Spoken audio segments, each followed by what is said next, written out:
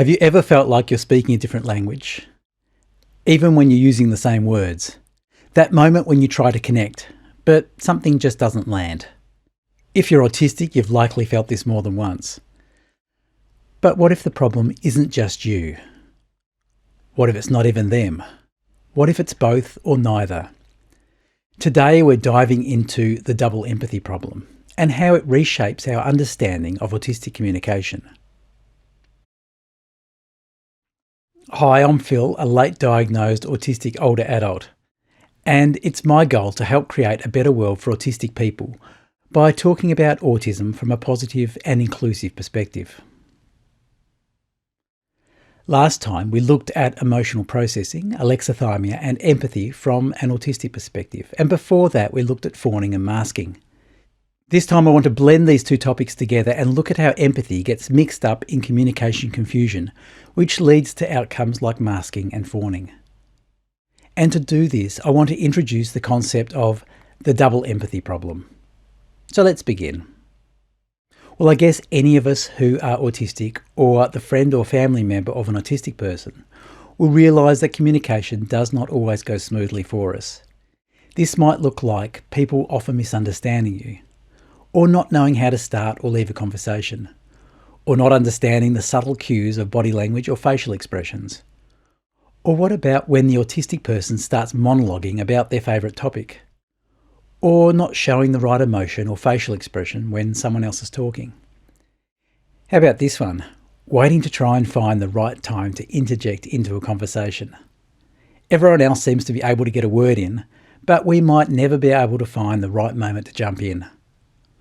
Or at least when we do find that moment, someone else jumps in. And before we can say what is on our mind, the topic of conversation changes and we are stuck with that one thought in our head that we can't let go of. And then there is processing delay, that little bit of time that it takes to hear, absorb and understand what someone else has just said before we can respond. And of course, all this gets harder if the environment in which the conversation is taking place is challenging for our senses. Too hot, too cold, loud noises, bright lights, strong food smells, and so on. And a constant worry of whether what we have said has been understood or misinterpreted. Is there an expectation of eye contact? And then, of course, all these add up and we might start to shut down, and then communication effectively ceases. And not to mention trying to make telephone calls. What if the communication difficulties autistic people face aren't just about us? That question led autistic sociologist Dr. Damian Milton to propose the double empathy problem. It's the idea that communication breakdowns between autistic and non-autistic people aren't due to a deficit in one group, but a mutual disconnect rooted in our very different ways of experiencing the world. Let's be honest, autism has long been defined by supposed impairments in social interaction and communication. But this definition doesn't tell the whole story. It reflects how autistic people are perceived from the outside, rather than how we actually connect with others. For example, we're often told we lack cognitive empathy, the ability to imagine what others are thinking or feeling. Also known as theory of mind, this ability to understand the thoughts, beliefs, desires and emotions of other people also gives understanding that allows individuals to predict how others feel and behave based on their mental states. It's a crucial aspect of social cognition and is typically developed in early childhood. But this doesn't mean we lack empathy altogether. Many of us have strong affective empathy, the ability to emotionally resonate with others once we understand their situation. We also tend to be highly systemising, driven to understand patterns, logic, and how things work. But where we often struggle is interpreting the fast-paced, often ambiguous social cues that non-autistic people take for granted, especially when we're young.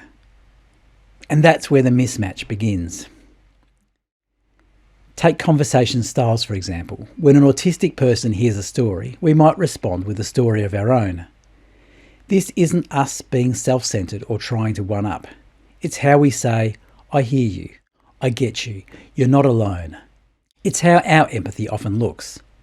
But to a non-autistic person, it might seem to them like we're shifting the focus to ourselves. Among autistic people, this story sharing is often mutual and comforting. But across neurotypes, it can be misunderstood. And that misunderstanding can go both ways. When we share something personal, we're often hoping for connection, not cliches like, "Don't worry, it'll be fine." A thoughtful story in return, or even practical advice, feels more genuine. But this too can be misread in the non-autistic world, where surface-level reassurance is more common. This is the essence of the double empathy problem, a two-way gap in understanding. Autistic and non-autistic people interpret and express emotions, empathy, and connection in fundamentally different ways. But the problem is, only one side is actually asked to bridge the gap. Because non-autistic ways of socialising are the majority norm, they're seen as the default. And autistic communication is judged as wrong, broken, or deficient, when simply it's just different.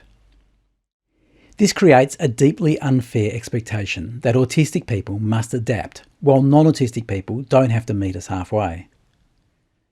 That's why so many of us end up masking, trying to mimic neurotypical behaviours to fit in. When we do it well, we might be accepted. But when we miss the mark, we're often rejected. But either way, the effort can be exhausting and emotionally damaging. All the while, the deeper issue goes unacknowledged. That real empathy, true mutual understanding, isn't just about one group changing to fit the other. It's about meeting in the middle. And that means recognising that both autistic and non-autistic people can misinterpret one another. Not because either side is broken, but because our ways of communicating are fundamentally different. So rather than blaming autistic people for the disconnect, we should start asking, what if empathy needs to go both ways? To explore Milton's assertions, an experiment was devised in 2020 by Dr. Catherine Crompton from the University of Edinburgh and her colleagues to see if all autistic communication was flawed or whether it was just communication between autistic and non-autistic people. She wanted to see how well people could share information depending on whether they were interacting with someone of the same neurotype or a different one. The method used was the diffusion chain technique. Participants were grouped into 3 types of chains: all autistic, all non-autistic, and mixed, alternating autistic and non-autistic. Each chain had 8 people. The first person in the chain was told a 30-point story. That person then retold the story to the next person, and so on down the chain. The researchers measured how much information was retained at each step.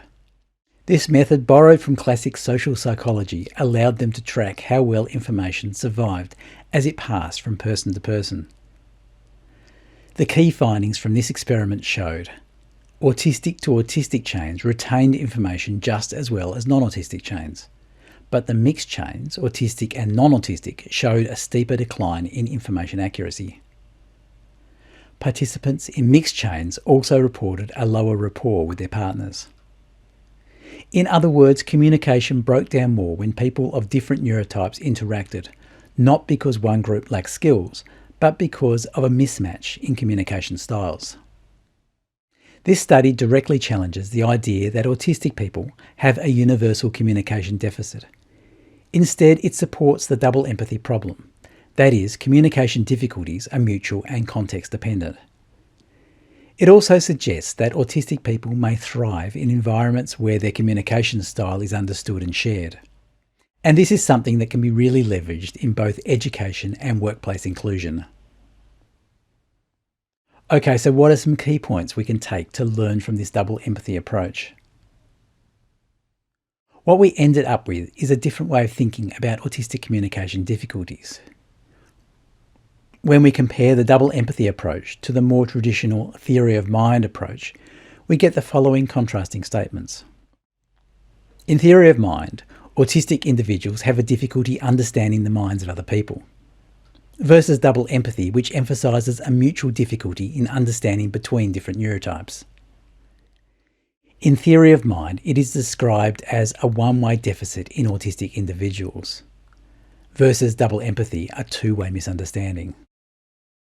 In theory of mind, autistic people struggle with or lack empathy, versus double empathy, a mismatch in communication styles. In theory of mind, there's a focus on fixing autistic people, versus double empathy, promote a mutual adaptation and understanding. Okay, so that's my brief introduction to the double empathy problem and autistic communication.